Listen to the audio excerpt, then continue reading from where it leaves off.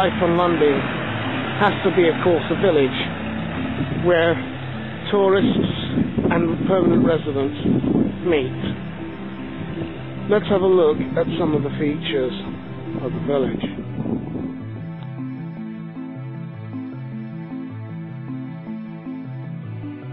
Over there is a campsite and here's the barn. And swing around, there's now a sort of new mini museum. And here we are on Lundy Green, or the village green of Lundy village. There's the tavern down there,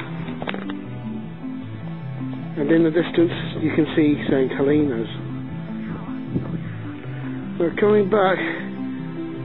Here is one of the main focal points of the island shop, where people get supplies. This mini museum is actually the old rocket shed where the Coast Guard used to keep rocket apparatus for trying to rescue people. Now it's got a central display unit, and on the walls boards detailing the history from prehistoric right through to the modern era.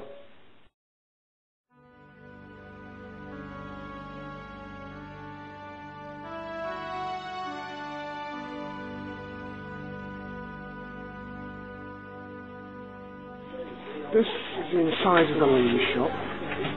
There's quite a lot of items here. They have to try and work out what people need. For the tourists and for those who are staying.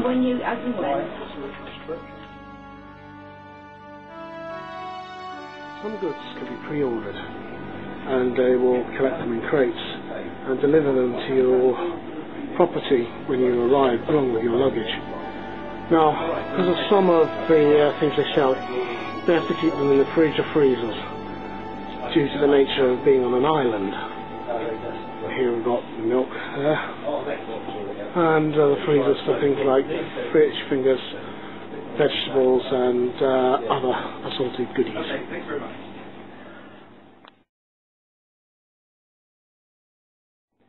Fruit is also available, along with eggs, poultices and other goods for doing the cooking.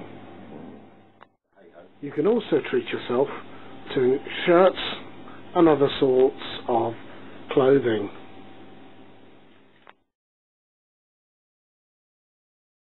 Over there is the laundrette. In times past we did our own laundry, but now, in order to save electricity and water, they now do a service washing which costs £12 a time.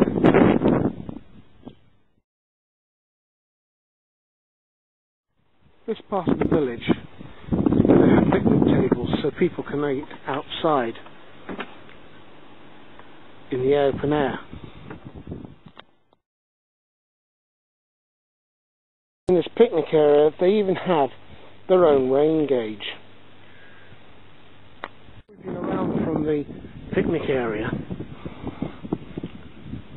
over there is usually where the helicopters land and take off.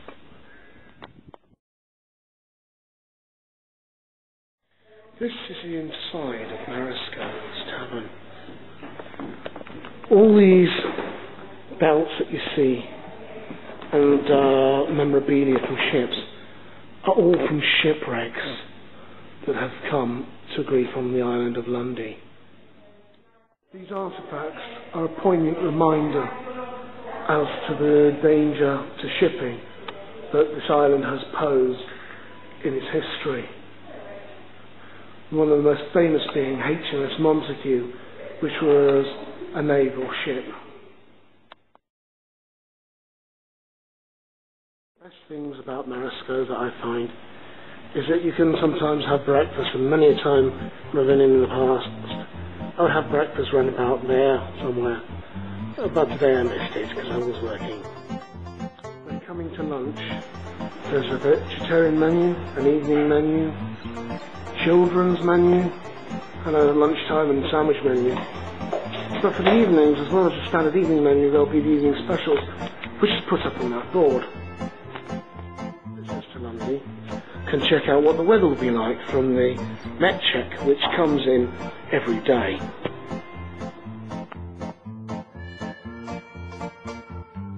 By any chance you need to call the mainland, most people do it here from the payphone, because some mobile phones don't work out here. Through into this room. This room is now used for presentations and talks on various subjects about Lundy.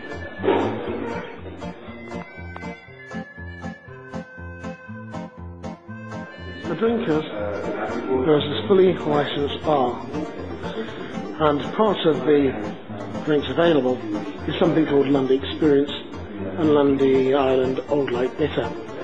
These used to be brewed in a microbrewery here on the island, but now they're brewed on the mainland.